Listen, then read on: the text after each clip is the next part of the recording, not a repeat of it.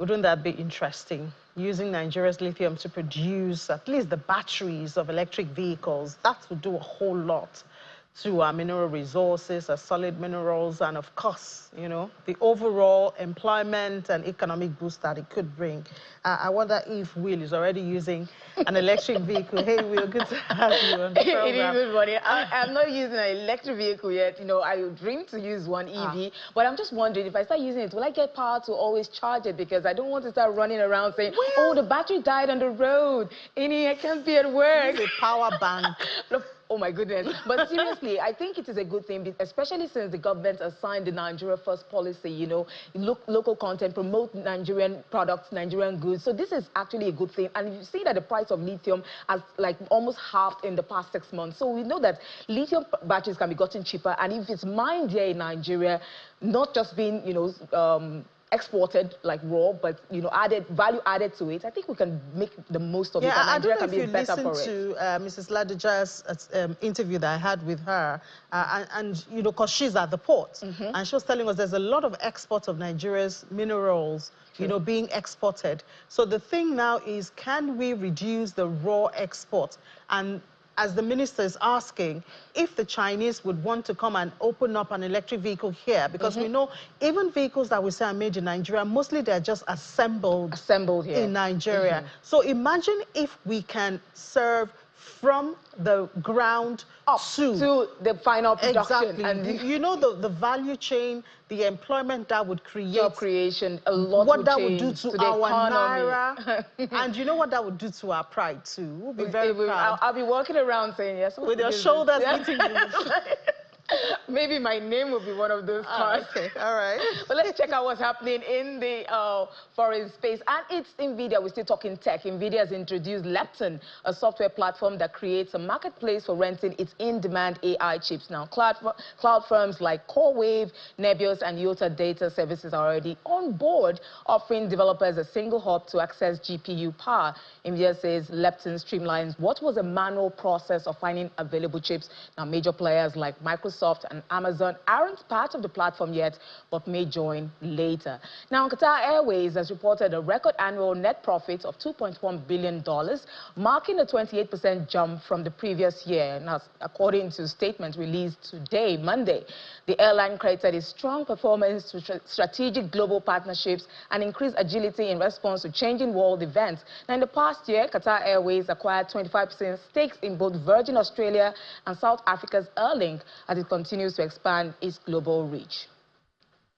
Now, the first ever liquefied natural gas LNG marine fuel facility on the U.S. Gulf Coast has secured final permits, with construction set to begin later this year in Texas City. Now, the $300 million project, led by joint venture GLBP, aims to supply cleaner marine fuel to LNG-powered ships around Houston and Galveston, with deliveries expected to start in 2027. It marks a major step in the push for greener shipping, with backing from President Trump's administration to reduce reliance on Russian gas and support U.S. energy exports. Now, still in the U.S. President Donald Trump says he's ready to visit China for direct talks with President Xi Jinping on trade and foreign policy. This follows a temporary 90-day tariff truce between the two countries, with both sides lowering import duties to ease tensions. However, Trump still warns that higher tariffs could return if partners don't negotiate in good faith, according to Treasury Secretary Scott Bessent. Now, Thailand and Indonesia, Southeast Asia's two largest economies, have agreed to strengthen trade and investment ties as they elevate their relationship to a strategic partnership. The two nations also pledged closer cooperation on tackling cyber scams and drug trafficking, both of which have become growing regional concerns.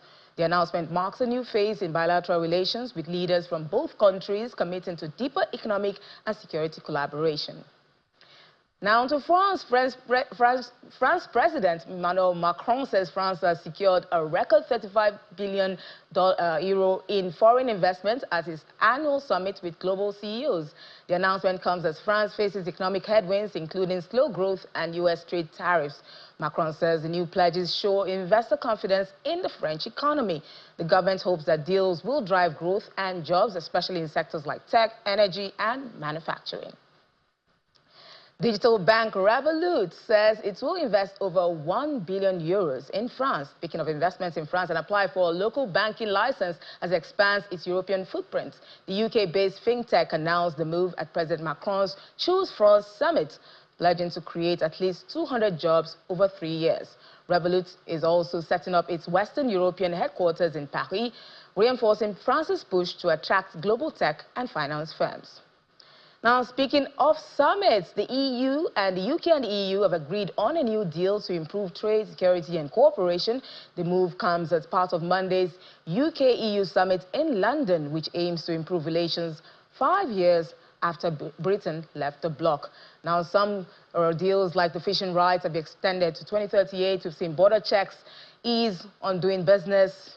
Both sides will also work closely on defense and migration. But looking at what's happening, the agreements includes regular talks, joint support for Ukraine, and simpler travel for Brits using EU e-gates. Now, does it mean the UK is getting closer to the EU again? And if so, what about Brexit? To help us unpack this, our London correspondent who's in Geneva, Juliana Olayinka, joins us this morning to break this down. Juliana, good morning. It's good to have you join us from Geneva. I hope the weather is good there, sunny, shiny, and bright. Well, let's talk about what's happening. The UK and the EU appear to have had a breakthrough in talks, and major stumbling blocks post-Brexit seem to have been removed. It's been called a reset. Can you talk to us about this agreement and the agreements reached so far? Good morning, Will. And as you quite rightly said, good morning from Geneva. I'm actually looking at live pictures now from central London, where we've just seen Sir Keir Starmer, the UK Prime Minister, greeting Ursula von der Leyen, the European Commission President, as well as Antonio Costa, the European Council President. Really symbolic gathering and pictures, because, as you quite rightly said, it has been a really tense relationship over the past few years, particularly, of course, with the Conservative government and many of Sir Keir Starmer's predecessors, who, of course, wanted Britain to be as far away from Europe as possible. But as we know, the entire world has changed so much in the 9 years since we had that Brexit vote. 9 years ago it was, when 52% of the British population voted to leave the EU. But we know so much has changed. We've had a global lockdown, we've had global wars, and now we've got Trump 2.0, so the world has changed. And I think Sir Keir Starmer has realised that, look, we've got to reset relations with our closest trading partner. If we look at all of the data that comes out of the Office for Budget Responsibility, basically the government, the UK government's own statistician, you can see that, you know, we have been worse off since that tumultuous divorce. And with Trump 2.0 and the threats from Putin, I think now European leaders, as well as Britain, realise that they're actually stronger together. So we do have this meeting at Lancaster House today. We've got some really big names there, plus, of course, representatives from the 27 member states of the EU. Major topics are going to be about fisheries. Fishing has been a huge bone of contention between the EU and Britain, mostly with pressure coming from France and Emmanuel Macron. Basically, the French wanted access into Britain's waters. And that has actually been confirmed this morning, that the EU will have access to Britain's waters. So that's one issue to discuss. Of course, defence and security is going to be major, because it doesn't look like this war between Ukraine and Russia is going to end anytime soon. And we don't know if we're still going to get the support from the US. So I think it's really important that they bolster that. But something else that's quite significant, and I think more so for the European side, is this free movement of people, which, again, anybody that was watching the Brexit fallout knew that was a major issue. And so there appears to be some sort of agreement on a youth mobility scheme where university graduates and young workers will be able to move freely from the UK to the EU. So those are the main areas up for discussion today, and we'll wait for a news conference as soon as they finish with those details, Will. Okay, thank you so much, Juliana, for pointing out that we're correct. In 9 years after post-Brexit, I did say 5 years. Thank you, Juliana. But some have said that Prime Minister Keir Starmer is making a big mistake, that there's been a lot of compromises on the side of the UK, not a lot from the EU. What are the concerns here, Juliana? Well, sorry, you were absolutely right. It is 5 years, but it's 9 years since the vote. So we went to the vote on the 23rd of June in 2016, but we actually officially divorced in 2020. So you're still right, as you always are. But no, of course, this is a huge gamble. Why? Because we know that the biggest gripe for Sir Keir Starmer at the moment is Reform UK, which, you know, rightly or wrongly, some would describe as an anti-immigration, Eurosceptic party led by the man who led the charge for Britain to leave the EU in the first place, Nigel Farage. And we've seen their polling, we've seen their results. They now have a new MP in the Palace of Westminster. They did spectacularly well in the recent local elections, you know, basically putting a nail in the coffin of Kemi Badenoch's future as the Conservative leader. And they do not want closer ties with Europe. Also, as well, we're hearing some sound bites from the Conservative Party this morning, also a bit nervous about this close encounter. So let's see how you know, the public take it. Again, there have been some feelers about what has been agreed already over the weekend and very early this morning, but we're not expecting to have an official statement from EU chiefs and Sir Keir Starmer until after lunchtime. So it's still all to play for, but I think body language, rhetoric, symbolism is going to be very important. Sir Keir Starmer appears to be a master of that game now. So let's see how he's going to appease the public. But I just looked at some polls before coming on air, Will, and about only 30% of the British public, according to YouGov, still think Brexit is a good idea. So I think most people now do understand that for the UK to be safer and to be more prosperous, you've just got to be closer to your neighbour. Of course, you know, it's a love thy neighbor as thyself. You know, we can't just, you know, the closest person we'll run to in trouble is our neighbor. So if we separate ourselves from our neighbor, how do we get help? But looking at businesses, is there going to be any change for businesses already doing business like post-Brexit? Will there be any significant changes post this agreement? And what should we expect from the UK markets today? Well, absolutely. I think those changes are really important. We know that, you know, SMEs, which are the engine of Britain's economy, they've been struggling. They've been struggling significantly because there has been so many rules.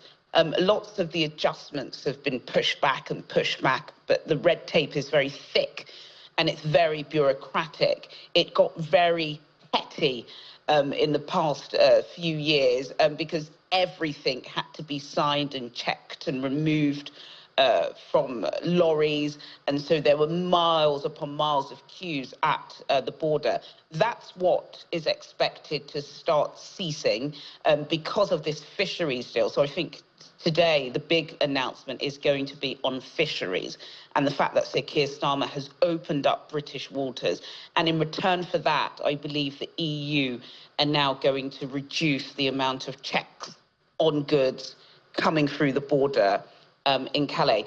This is, you know, fundamental because, of course, it reduces the cost, particularly at a time when we know trade is so expensive because of the new Trump tariffs. So I think fisheries is going to be the main thing, and hopefully that will be a win for businesses. But one of the issues with Britain's relationship with the EU was it was just so technical and just so much detail. So hopefully we'll be stripping back from that detail and just making business simple. Thank you so much, Juliana Olayinka, our correspondent in London, but currently in Geneva. We'll appreciate for the World Health Day. You mentioned that. So we look forward to having that discussion on Thursday. Thank you so much, Juliana, for joining us on Business Morning. Thanks, Will. Thank you. So, Ini, you heard about, this EU is like a man and a woman getting divorced. After getting divorced, they say, oh, no, I think we're better off together. We shouldn't have left each other in the first place. Let's go and all our, come back I think renew Brexit, that marriage license that we had. I think the issue of Brexit is one that I wonder if it will ever see, an end. True.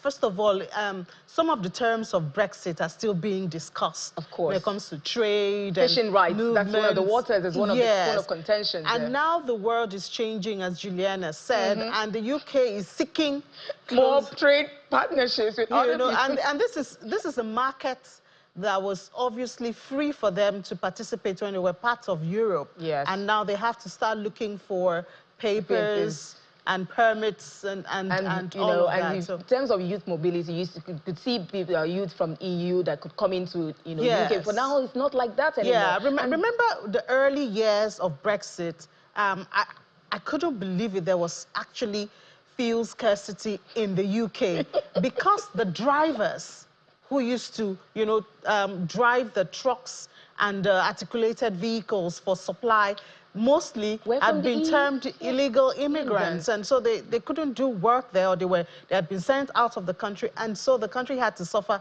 when it was Nigeria. Don't worry, husband and wife come back like, what's happening here? What's on the table, please? Let's bring the terms. Do you have land, property? Well, I don't understand your husband and wife issue. I really don't. Well, thank you so much. All right, we'll see you, to be you and Laddie. Okay. At 1 p.m.